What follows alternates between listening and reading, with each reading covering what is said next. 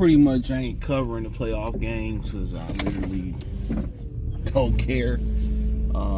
It's really all rigged for the most part, especially the Laker game. So we knew the Lakers was gonna win game 2.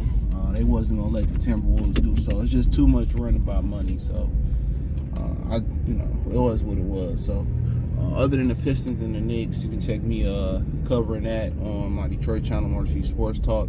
That link's in the description, by the way. It's also in the link tree. You can check out the Free Game 89 channel, the Patreon. Check out the NBA Talk playlist. And they did a poll, which Tyrese Haliburton was, I think by like 1+%, the most voted by the players as the most overrated player in the NBA.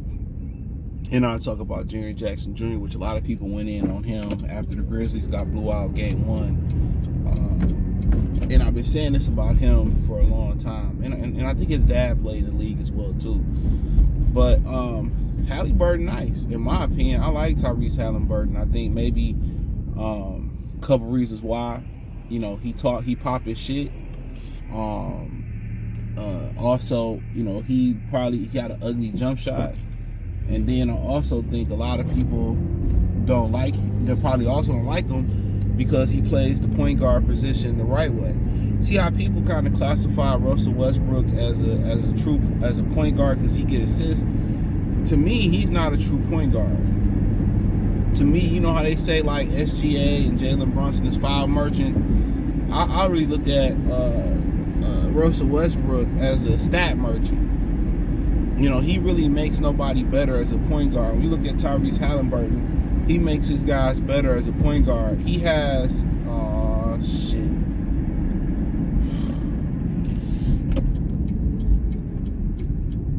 he makes his guys better as a point guard. Yeah, he makes his guys better as a point guard. So, and I know the jump shot is ugly, but it's effective. He facilitates. I think Giannis was somewhere in the middle of that list.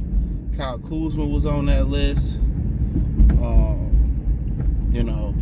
It was a couple other guys on that list or whatever, but Haliburton was like by far that guy. But I don't see it, and I know his game ain't the prettiest. I mean, we've seen guys like Kevin Martin have an ugly jump shot, but he defend, he gets steals, and he really the engine that make the Pacers run. So I think it may be a little bit of, his game being ugly, him kind of being the true point guard, but him talking shit. And honestly, I fucking like it. Honestly, I fucking like it. I like the fact that he talks shit. You need some of that. Him and Dame going back and forth with each other and him letting people know and waving it in people's face that he the shit. I truly actually think it's good for the game, but also I think it turns some of the players off. I think it turns some of the players off, but I think they look at this game as being kind of ugly. Kind of playing that traditional point guard spot. They don't really understand how to play that traditional point guard spot today. All they guards score. And that's why they don't win.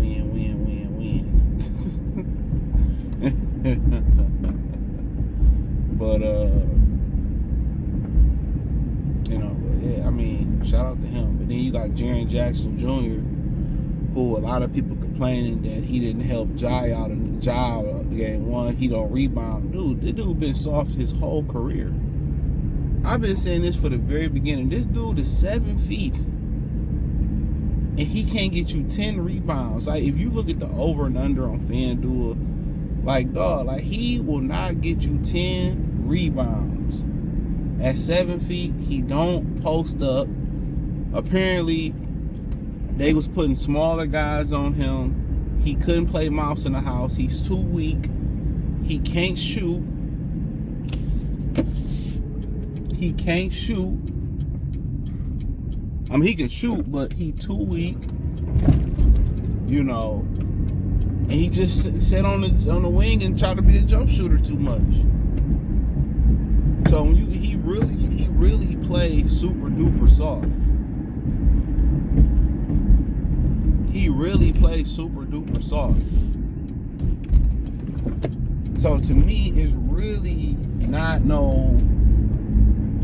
it's what he is. And they say, well, he can't even. He had 3 rebounds, and he want to be a wing. These big guys in the NBA today, they want to be wings. They want to be guards. They want to handle the ball, and they still don't get the clout or the pageantry that the guards get. If most of these guys play with their back to the basket, a lot of Memphis would be a more successful basketball team. But this is something that he's always been since coming out of Michigan State. He's been soft. He's been finesse, no power. You know, like Carl Anthony Towns, you put Tobias Harris on him, or when they had that practice with Jimmy Butler went crazy, you put Jimmy Butler on him and he can't post him up. It's a bunch of beta male big fellas. That's why it's hard for me to say Jokic is the greatest big fella of all time when he's doing it in one of the worst eras for centers. And go see Centers. It's a great movie. Did a movie review on it. But Centers is one of the worst eras. So of course, if I'm the tallest midget, you know what I'm saying? You know, I'm him. I'm tall to the other female midgets. I'm out here balling. And Jaren Jackson Jr. is a pathetic excuse for a fucking 7-footer. I've always said that watching this game. You that tall, you can't rebound. You that tall, you can't post up. You that tall, you don't have no toughness or grittiness in the paint. You stay out the wing just catching and shooting all day. Come on, man. You at the wing catching and shooting.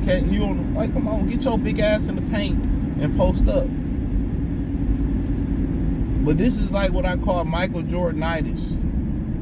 When Michael Jordan like really took the game away from the big fellas, and you found out you could win being Michael Jordan, you could win with Michael Jordan as your best player. It didn't have to be Will, Kareem, Bill Russell.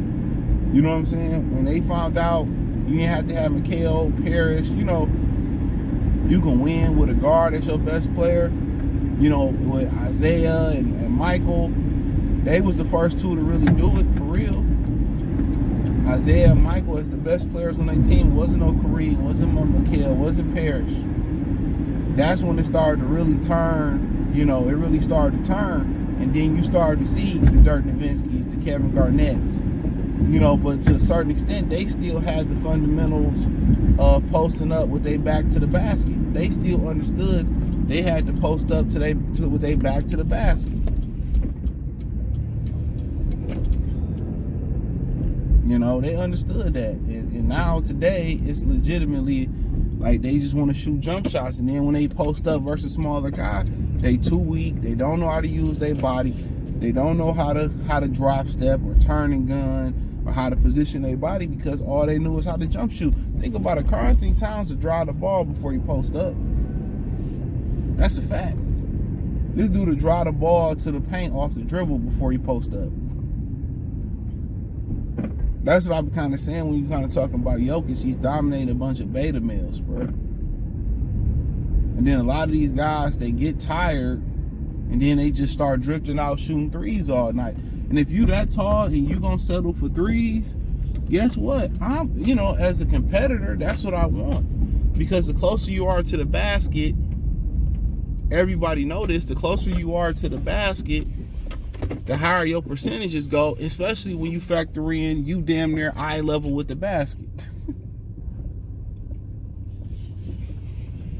For real, especially when you damn near eye level with the basket.